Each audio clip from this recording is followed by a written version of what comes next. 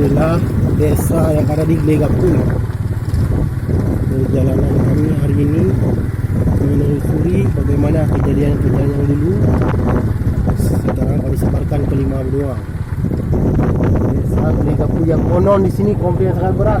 Inilah lokasi peperangan antara Punjab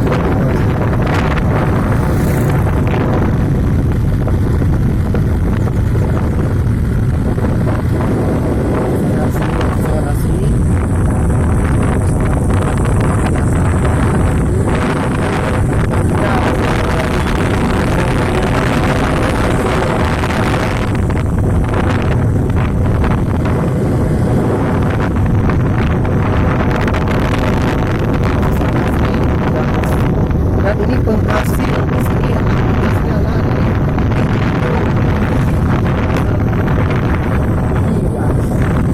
ini rumput emping melinjo.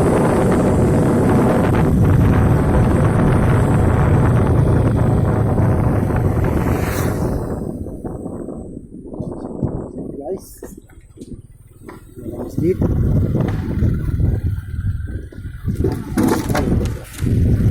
dia.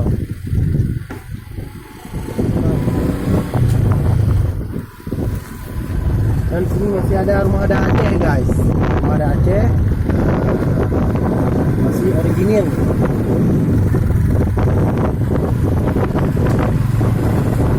Rumah adat Aceh, kebanyakan masih ada. Rumah adat Aceh. Ada buaya Aceh, rumah adat Aceh masih ada.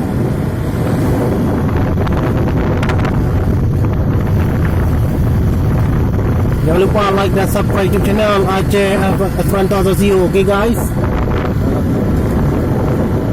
kami jaringan menanam.